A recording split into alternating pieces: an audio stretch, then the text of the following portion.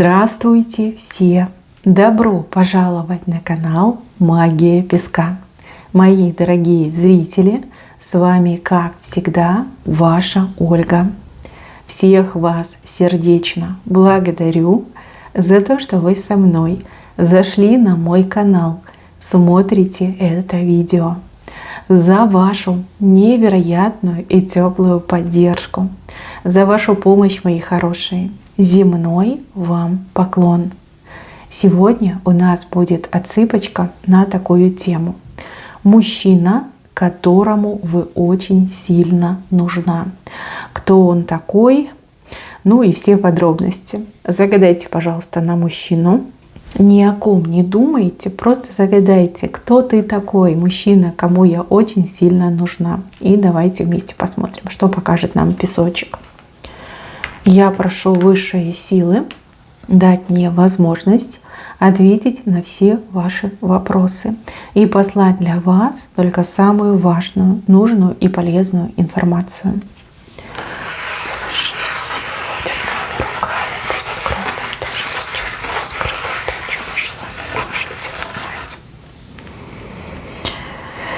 Так, интересно. Мои хорошие, здесь показывают мужчину, с кем у вас были отношения, что-то вас связывало и объединяло. Вы у меня все разные. У кого-то это бывший муж, у кого-то бывший парень, у кого-то просто знакомый, да, с кем вы в какой-то период своей жизни общались. Сейчас между вами тишина и пустота. Причем здесь достаточно долго между вами нет прямого общения. Может быть, в принципе, вы там рассорились в какой-то период жизни и разошлись, как в море корабли. Мужчина очень долго пытался взять себя в руки. Мужчина очень долго пытался вас разлюбить. Прям уговаривал себя, да, что вот это все ерунда, ты сам себе придумал, что на ней свет клином не сошелся. Есть и другие женщины, там не менее прекрасные. Плюс еще меня смущает, что какая-то змея ползает.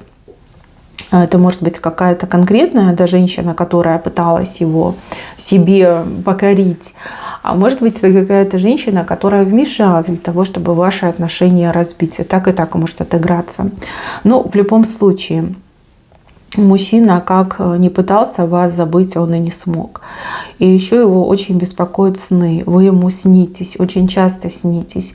В его снах вы друг друга любите. В его снах вы вместе и вы счастливы.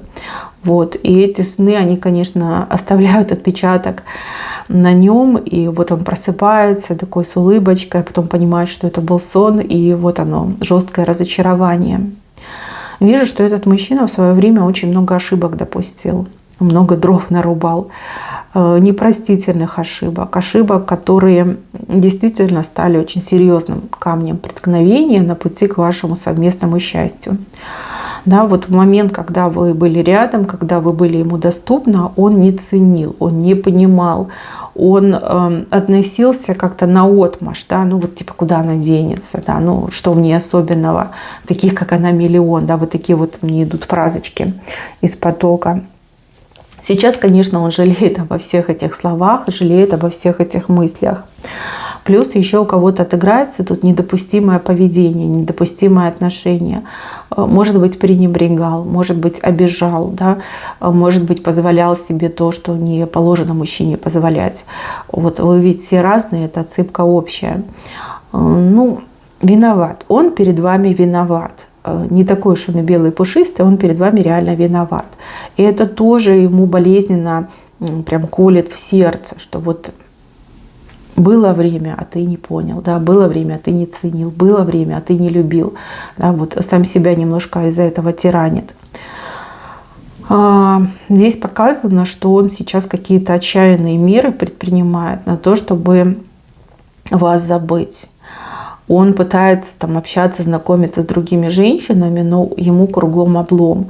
То ли женщины не хотят с ним знакомиться, то ли когда он с ними знакомится, он понимает, что эти женщины ему неприятны. Вообще неприятны. И не тянет, и не хочу, и противно, да, вот вообще никакого интереса нет. Не может он вас забыть, понимаете? Какие бы усилия он ни предпринимал, забыть он вас не может. И я так понимаю, что уже никогда и не сможет. Он на вас очень сильно, кстати, обижается. Обижается, что вы его к себе, ну, по его мнению, как-то причаровали, привязали, приворожили. И он такой, ну, что-то ненормальное со мной происходит, да, так не должно быть. Почему не могу ее забыть? Почему постоянно о ней думаю? Почему она мне снится? Почему к ней тянет? И вот я теперь такой несчастный, из-за нее страдаю. Да, есть у него подозрения. Вы для него вообще как навязчивая идея. Навязчивая идея, и справиться он с этим не может. Не может.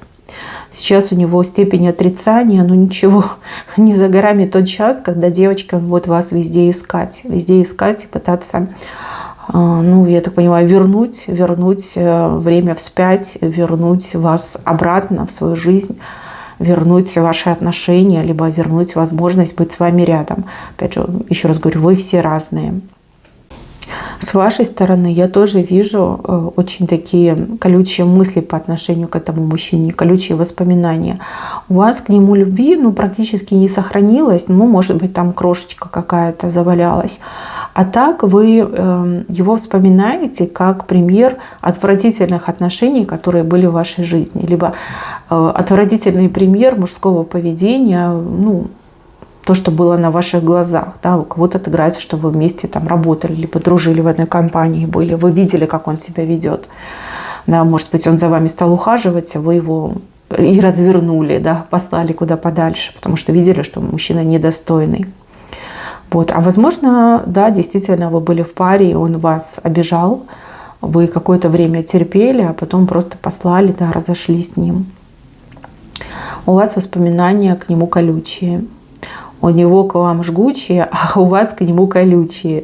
Ну-ка подумайте, кто вас обидел, подумайте, кого вы не хотите, менее всего хотите видеть. Вот. Кого вы вовсе не хотите, кого менее всего хотите видеть. Это именно этот человек. Вас что-то связывало, вас что-то объединяло. Даже какое-то время вы как вместе, мне идет, были. Ну, либо одной дорогой шли. Да, может быть, периодически встречались, общались, он за вами ухаживал. Может быть, вы вместе много времени проводили. Может быть, действительно он был вашим мужем. Вот так мне идет. Что-то вас все-таки связывало и объединяло. Смотрите, в сегодняшнем дне вас показывают очень серьезной, крутой женщиной. Женщина, у которой курочка за спиной, видите, вот она курочка, и она у вас за спиной. Вы заняты делом, вы заняты работой, вы заняты своим развитием. Вы достигатор, да, вы ставите перед собой цели, и вы их добиваетесь. И еще показано, что вы как будто бы проблемами жонглируете. Ну, жонглируете, значит, решаете. Да? Много проблем. Возможно, не только ваши проблемы, возможно, вы и чужие проблемы решаете. И вы ими очень мастерски так жонглируете. Да?